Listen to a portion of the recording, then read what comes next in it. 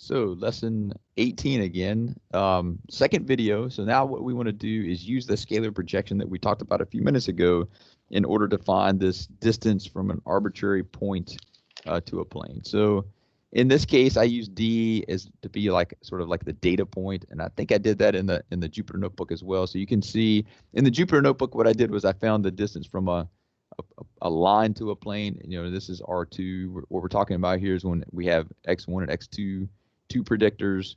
And now what we're talking about is we have three predictors. And so I might have, you know, something in R3 where I'm trying to do exactly the same thing. So what I've got here is the data point, and then this is a plane. This is a point on the plane, and this point is just any arbitrary point. It doesn't have to be one that's right up underneath the D or anything else. It's just some arbitrary point, and we know that the equation of the plane is just like we talked about in the previous video, that it's W transpose X plus B is equal to 0. So because this point lies on the plane, then it must satisfy this equation, which means that WP is W transpose, sorry. W transpose P must equal negative P, right? Why? Because if you put P in here, it has satisfied this equation as you bring it over. So we're going to need this here in a few minutes. All right, so remember, go back to the video. I mean, not the video, but the Jupyter notebook if you don't remember. But the normal vector, so AX plus B, so let me just talk about that. So AX plus BY plus CZ is equal to D. So this was the equation of a plane in Stewart. And I forget what chapter it is. It's the chapter when they started talking about lines and planes and whatnot. But this is the equation of a plane. And then we found out, and I'm not going to rederive this, is another thing that we need to remember, that the normal vector, this n, is just the coefficients, right? So it would be A, B, and C. So that would be the normal vector to the plane. You know, if we had this plane and its equation was this, so that's the equation of that plane, then the normal vector would be A, B, and C. In this case, our normal vector is going to be, so the normal vector, if you don't recall, is the vector that is perpendicular to every single point in the plane. So I can move this vector around and even on top of P, and it's going to be the normal vector. So I'm sorry, a vector that's perpendicular or orthogonal to every single other point in that plane. So we'll let n be the normal vector, and it's also equal to, in this case, the way we have it written out here, it's going to be this vector W. So that'll be our normal vector. And what I want to do now is I want to find, and again, remember I can move this sucker around. I know that there's a normal vector that sits right underneath D, and that's going to be how I'm going to find this distance, right? Because that's really what I'm trying to do. I'm trying to find the shortest distance. I mean, there's lots of distances to this point, right? So if I pick this arbitrary point here and went up to, that's a distance from the point to the plane, but that's not the shortest distance. So that's the one that I'm looking for. Well, how am I going to get the shortest distance? Well, it's the one that lies right up underneath, or that normal vector is going to help me out. Now, the normal vector is not necessarily going to be on the plane and go up and hit every point out here in this arbitrary area. I have to get another vector now that starts on the plane and goes and touches that. So that's really what we're talking about now, is just to get this vector here. Let me see if I can draw it real quick. So that is what we're going to call vector V. And really, it's just D minus P. So D minus P. Okay. So that is what we want to do. I want to take this vector V, and I want to find its component in the direction of n. So if I'm going to write this out using a vector projection, right, because that's what I want. I want to know how much does this vector V point in the direction. And remember, we can move vectors. I can take this one and move it over. Again, these are supposed to be parallel and the same length. I just moved this one over, just moved it over and put it right there. So now there's an angle between those two vectors, and we can do the scalar projection of this one onto that one, right? So that's all we're doing. So it's the component of V in the direction of W. I think I might have said N a couple times. What I'm really talking about is this W, because that relates back to the line. And that's going to be equal to, and we're finding the distance, so I'm going to let it be the absolute value. So the absolute value of, let's see, W transpose V, right, over the magnitude of W. If you remember the equation that we just derived a few minutes ago. Now, why did I use W transpose? So let me just make sure that you guys get that. A dot B is equal to A transpose B, if these are two column vectors. So column vectors. All right, let me give you an example. Let's let A be equal to 1, 2, and B equal to, so A is equal to 1, 2, B is equal to, let me use my creative genius here, 3, 4. And if I want A dot B, we know it's 3 plus 8 is 11. Or we could do A transpose B, do matrix multiplication here, and we get what? 1, 2. You're going to get the same thing, obviously. 3, 4. Matrix multiply 1 times 3, 2 plus 2 times 4 is 8, right? So again, it's just another way of writing the dot product, right? So that's all we're doing. It's sometimes called the inner product. All right. So now I'm going to just take this piece, keep the absolute value, W transpose. Now V, I'm going to just substitute in these. So it's D minus P over the magnitude of W is equal to, let's see, W transpose D minus W transpose P all divided by magnitude of W, which is equal to, let's see, this one right here. We've already discovered that W transpose P is negative B. So I'm going to put in negative B here. So minus a negative is plus a positive, and we get just W transpose D plus B all over the magnitude of W. Okay, so what does this tell us? If you want to, so any arbitrary point, all I got to do is substitute that back into here, into the equation, the Wx plus B, right? That's what we just did here. Oops, I forgot my vector sign. Yeah, it's supposed to be a vector. So if I take my vector D, or my point, if you will, if you want to call it a point, and put it back into my function here, then I can find the distance just by substituting into the equation of the plane and dividing by the magnitude of W. And that's it. So we're going to use this here in a second, but just to understand what's going on there and how easy that is to to find the distance from a point to from a arbitrary point in space to some plane that you have described as W transpose X plus B. All right, next part is a second sort of thing that we want to do is find the distance between two parallel planes. And so I claim that if you do, let's see.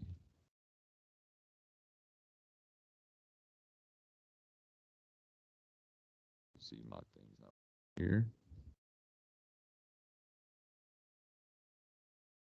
All right, finally it's working. All right. If you use this, we can very quickly, use this and the idea of setting the class. Let's see, this one would be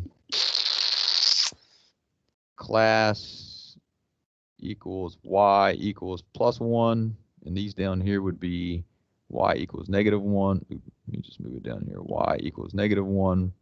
And then if I'm looking for this distance, the distance between here, here, and here, and here, okay. If you take that point and set it equal and put it in the plane, just like we did before. Here, let me show you what I'm talking about. So here I took the closest point and I let it be the line W transpose X equals plus B is equal to 1. And I let the red one, the one that's classified as -1, I let that one be W transpose X plus B is equal to -1. If you're able to do that, then we can create this margin here. And now we can actually use this thing here in order to get the actual distance. But we're going to do it a different way as well. So the equation of this plane would be W transpose X plus B is equal to 1. And this one down here would be W transpose X plus B equals -1, right? Just like we did before in the two-dimensional case.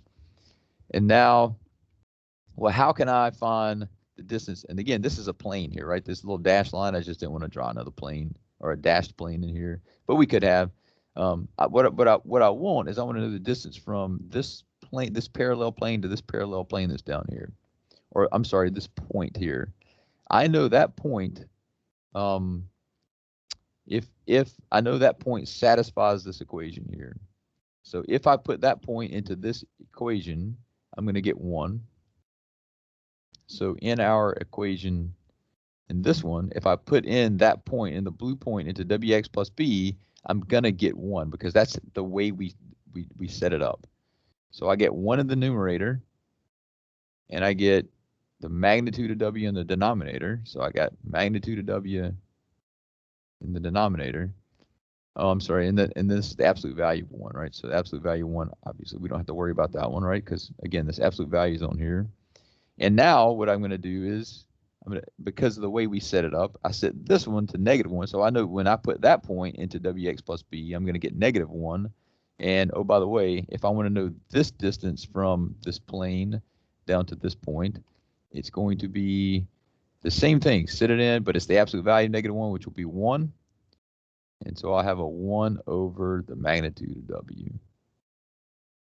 So if I were to add these two up, then we know already that the distance between these two planes is, so the distance, put it up here, distance equals 1 over the magnitude of w plus 1 over the magnitude of w is equal to 2 over the magnitude of w. So I want to maximize this.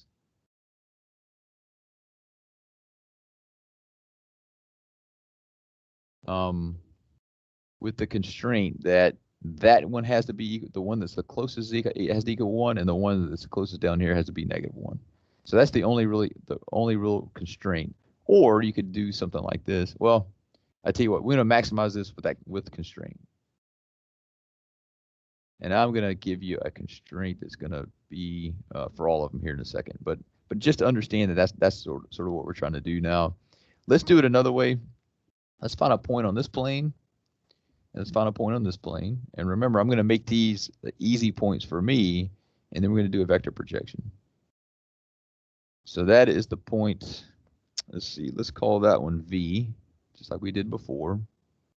And now I'm going to come up with a point on here. How do you come up with a point? Well, we got to remember what this is. This is W1 X1 plus W2 X2 plus W3 X3 is equal to negative, oh, I'm sorry, I forgot the plus B. Plus B is equal to -1. And this is the same one, W1 X1 plus W2 X2 plus B is equal to +1. And then if I want to find a point that lies on this plane, well, I zero out 2 of them. So I'm going to zero out the X2, zero out the X3, and I'm going to get X1. So I'm going to solve for X1.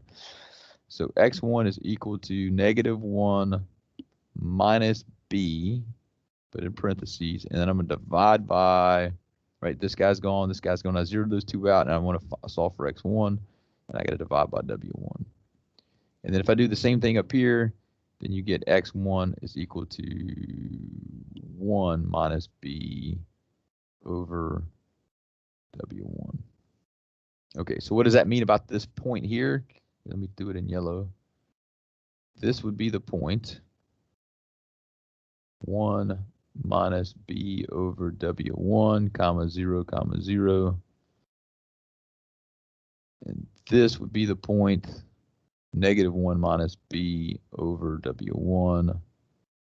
Did it again, didn't I? Comma 0, comma 0. And now if I want the vector in between these 2 points, then I just take this one, subtract that one, and we get V is equal to, I'll do it here. So V is equal to 1 minus B over W1 minus -1 minus B over W1. And then obviously 0 minus 0, so those 2 cancel out, or those 2 are just 0. And we're just left with 1 minus B minus, let's see, 1 minus a negative, so that would be 2. So 1 minus a -1 is a 2. And then negative B minus a positive B would be 0 out, and then 2 over W1, 0 and 0.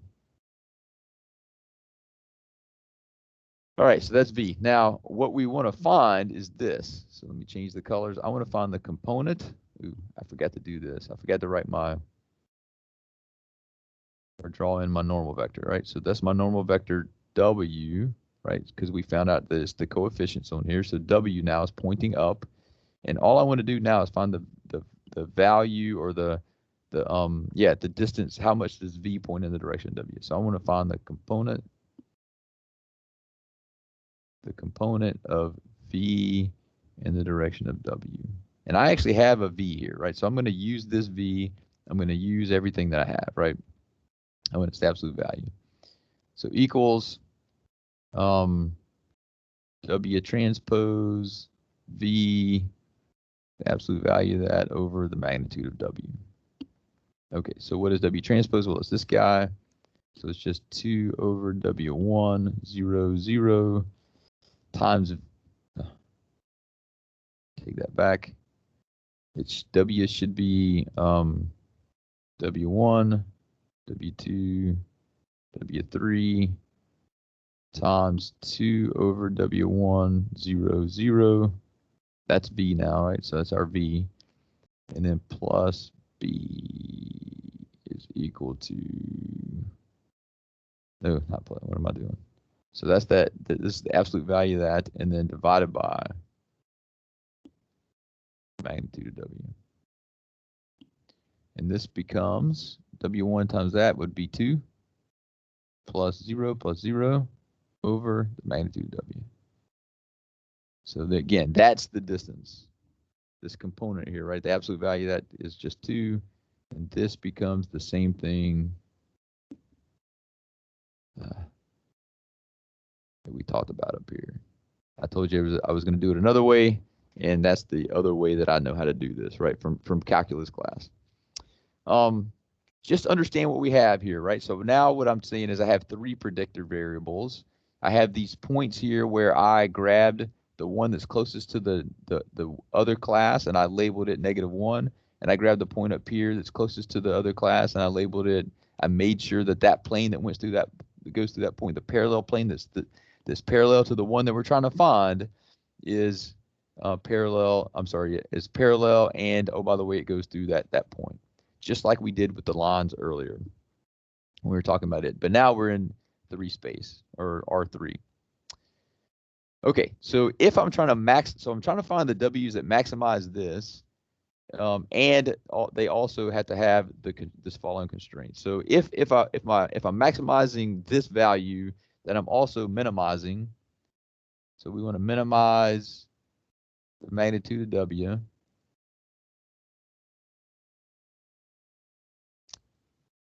CW0, and we'll call it B, since we've been calling it B the whole time, subject to the following constraint. And let's figure out why this is true. So Y sub I times W transpose XI. Remember what XI is. It's a row. So in this case, it'll have 3 numbers, but it could be that it's an R2 where it has only 2 predictor variables, plus B is always going to be greater than or equal to 1. Okay, so let's figure out, does that work for up here? Well, if this were 1, then these values, when I put them into this equation, they better be greater than 1. The ones in between, the ones that here, that would be 0. These would be 1, and the ones above that would be some value greater than 1. If I did the same thing here, if I made this -1, then all these values would be even less than -1. Okay, so why am I multiplying by Y sub I? Well, remember what Y sub I is. Y sub I is either going to be a -1 or a +1. So when we're down here and these are big negative numbers, when I multiply by a negative number, it gives me a number that's going to be greater than 1. When I'm up here, also we're going to get a number that's greater than 1. So in other words, I don't want any of my points in the set here to fall in the margin and give you numbers that are between 0 and 1. All right. So that is the optimization that we want to do. So let's do that in Python. Let's see how many, I'm at 20 minutes. We're going to do this sucker in Python and then just show you guys what was in the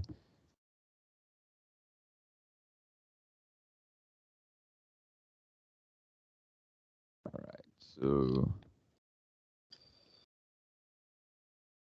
this would be, so I got my X.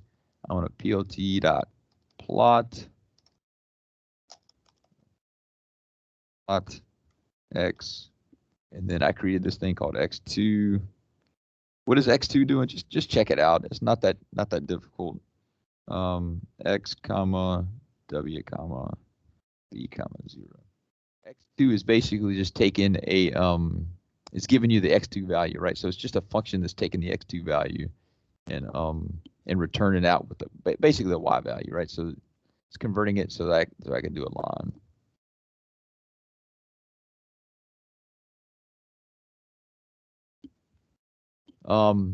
Okay, so so what I've got now is some data. So what I was trying to do here is to copy, paste this in here. All right, I just want to give you guys some data and let's plot this sucker, right? So I'm gonna plot it and kind of see what's going on with the WX plus B. So data, plt.plot. Oh, I can just copy that. So I'm just gonna copy this thing. Actually, I'm gonna copy both of these, Control C, because I'm super lazy. And then after that, I'm gonna plt.scatter. I'm gonna grab the data. I'm gonna grab all the rows in column 0, and then all the rows in column 1, and then I'm gonna turn all those suckers blue. See what we get. All right, and now what I want to do is I want to label each one of these suckers. So for I in range length of data, what do I want to do? Let's see. We want to create a text, plt.text. So the text thing is give me an x and a y coordinate, and then what you want me to plot. So I'm going to plot the index for each one of these just to kind of see what's going on. And so I'm going to say plt.text. I want data. Ith row and 0th column would be my x coordinate, and then data, my ith row, my first column would be my y coordinate, or my x2, depending on what you're thinking. And I want a string of I. Okay, that's almost what I want. I want to move it just a little bit, so I'm going to add maybe 0.01.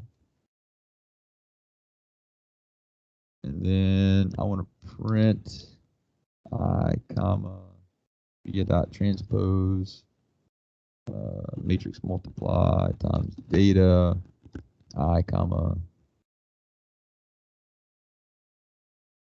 E. Let's see what happens. So let's note what's going on here. I don't know if that's high enough. Let me 0.01 still sucks. How about 0.1? There we go. Okay, so what's happening here is there's my line, and this is what I just wanted to show real quick. That's my WX plus B, or yeah, W transpose X plus B is equal to 0. And then, oh, by the way, if I give you a point that's below the line, right, 0, then I'm getting a negative number. This number 1, that's also a negative number. The ones that lie on the line are numbers that are 0, 4, and 5. And the numbers over here are the numbers that are greater than 0. So that's simply all I wanted to do on here to show you what this WX plus B and kind of the points and where they lie.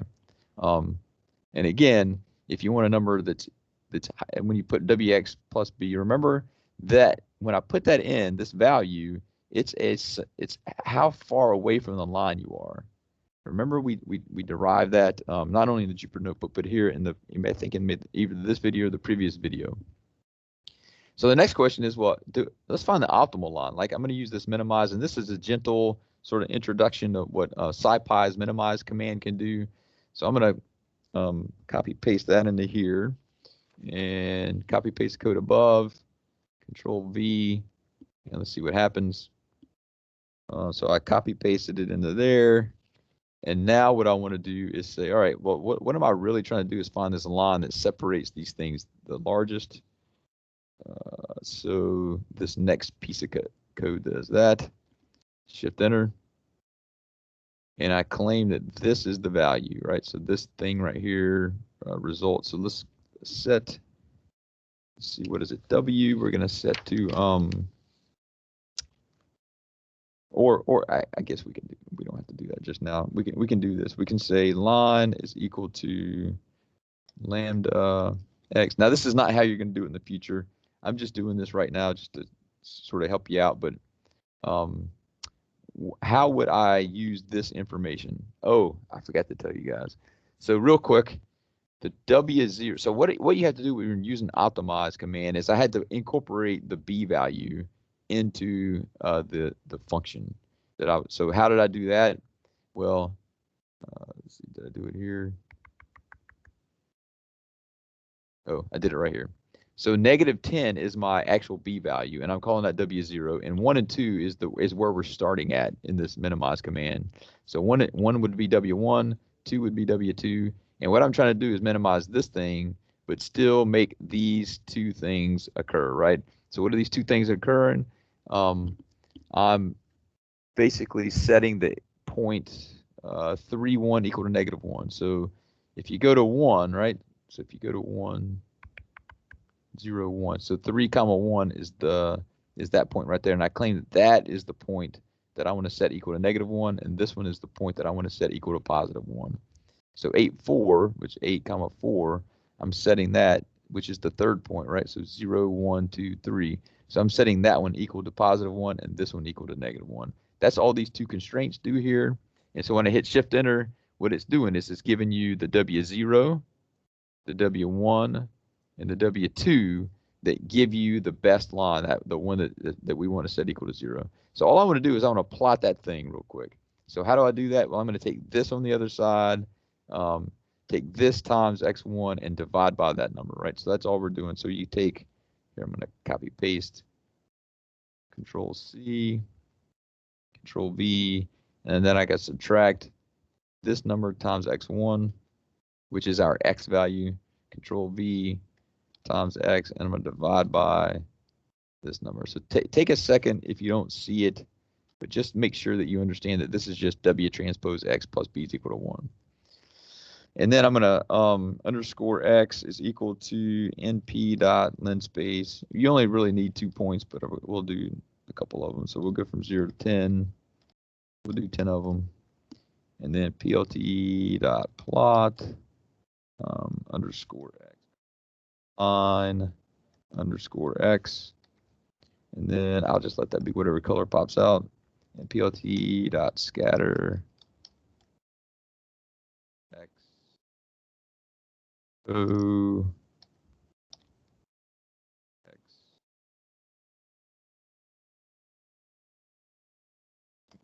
color. Now where am I getting color equals color? Well, that was part of this thing that colored those two, right? So you can see right here that thing. So Shift Enter. Plt dot show. Plt dot show. All right, and then this might not look great right now, probably because we don't have that the GCA, whatever it is, to make the boxes exactly the same. So that's what we'd have to do next just to make it look better. But we'll do that in the next class. All right. Based on time here, it looks like we're sitting at like 28 minutes for this video. I'm going to go ahead and stop. Just make sure you go to your notebooks that are in CoCalc, and it's most of this stuff's in there, and just sort of fill out what we just did, so you can get a good idea of where we're going to start at next class. All right, that's all I got. Hopefully you got something out of it. See you in lesson 19.